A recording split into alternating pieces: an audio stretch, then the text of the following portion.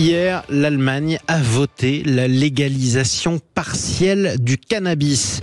Partielle, c'est-à-dire que vous aurez le droit d'en cultiver, vous pourrez en consommer, mais vous ne pourrez pas en vendre ni en acheter. On en parle avec notre invité. Bonjour Bertrand Lebeau.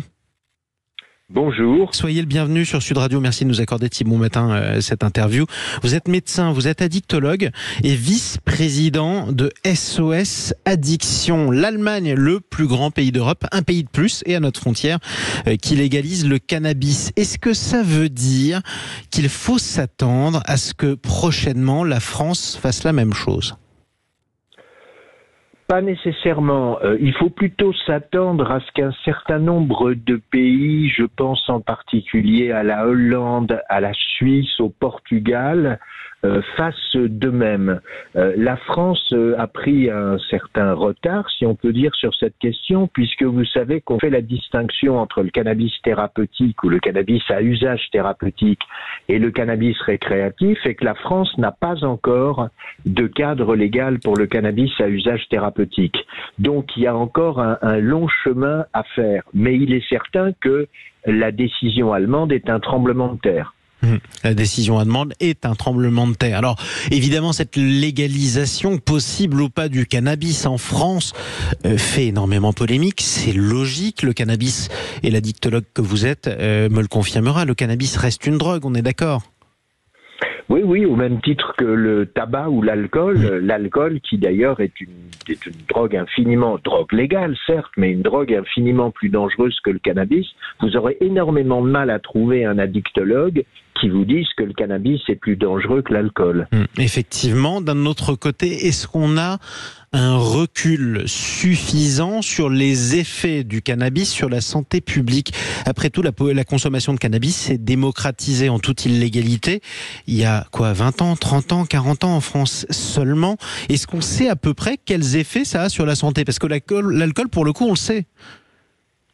Alors, on peut vous répondre sur cette question avec du cannabis légal. Parce que si vous voulez, tant que le cannabis est issu du marché clandestin, d'une part, ce sont des groupes criminels qui tiennent ce marché, ce qui est une très mauvaise chose, et d'autre part, le cannabis qui circule peut être coupé avec absolument n'importe quoi, Donc la qualité du cannabis issu du marché clandestin, elle est totalement aléatoire.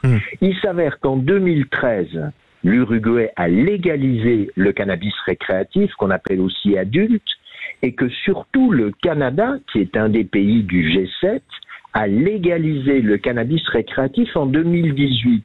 Donc on commence à avoir un certain recul. Quant aux États-Unis, il n'y a pas encore eu de décision fédérale concernant le cannabis à usage récréatif.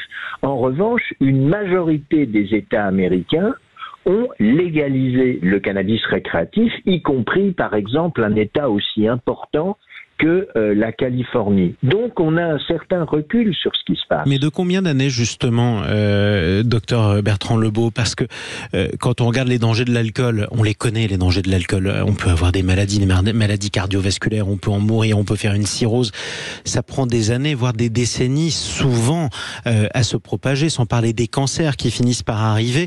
Là, vous me dites qu'on a 3-4 ans de recul, 4 ans pour le Canada, 6 ans peut-être pour le Canada.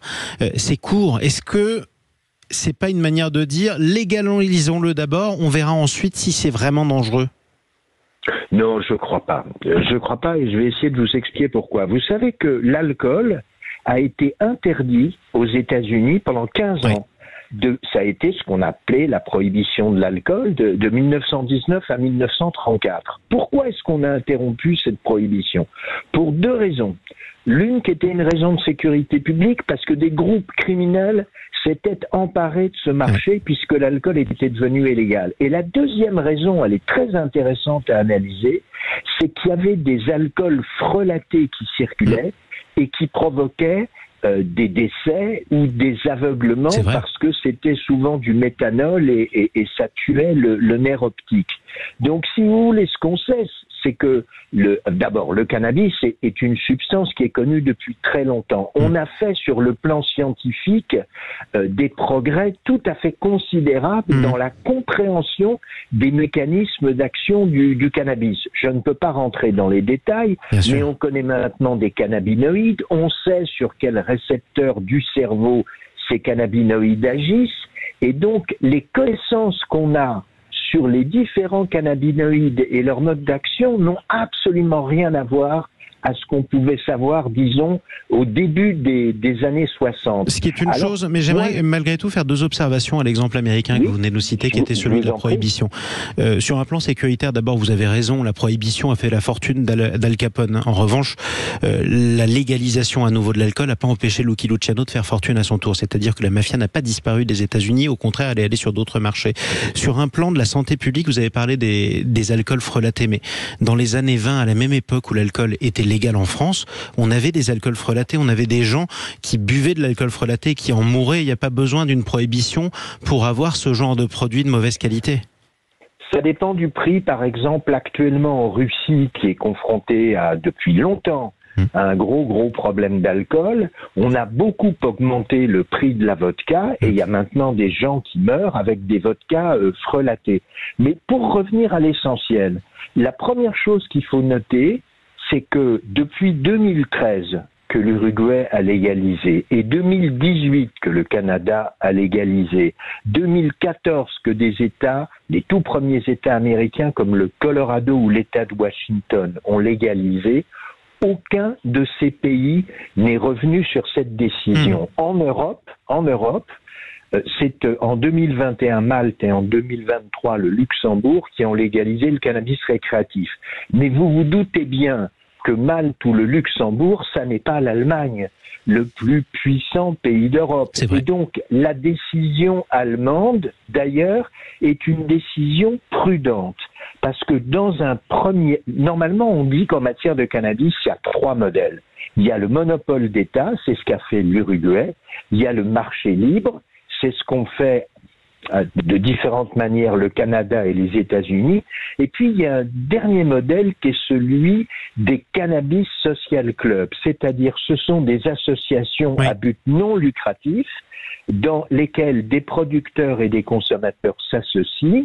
Les Allemands ont décidé qu'il ne pouvait pas y avoir plus de 500 personnes par Cannabis Social Club et que par ailleurs, les personnes auraient le droit, Cannabis Social Club ou pas, de faire pousser 3 plants de cannabis. Exactement. Alors pourquoi est-ce que c'est un modèle relativement prudent et qui va probablement évoluer dans les mois qui viennent? Parce que si vous voulez, ce qu'on appelle Big Pharma, c'est-à-dire les grands laboratoires pharmaceutiques. Voilà, les grands laboratoires pharmaceutiques qui ont une puissance de vente considérable ne vont pas d'emblée s'emparer du marché.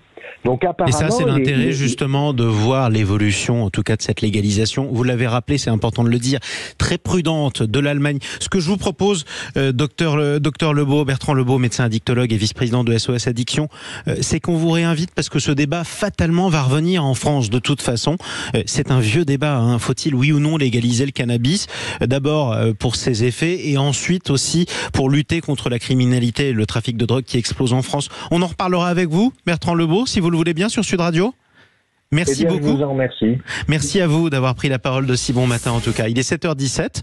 On va se retrouver dans quelques instants. Je vous le disais, c'est l'ouverture du Salon de l'Agriculture. Alors on vous pose cette question. Qu'est-ce qu'il faut retenir? Le fiasco pour Emmanuel Macron, la colère des agriculteurs ou alors la fête de l'agriculture? Mais déjà, on va vous proposer la fête de l'agriculture parce qu'on ne sera pas avec n'importe qui dans un instant. On va vous présenter le meilleur jeune berger de France. Et c'est sur Sud Radio. Ça s'est passé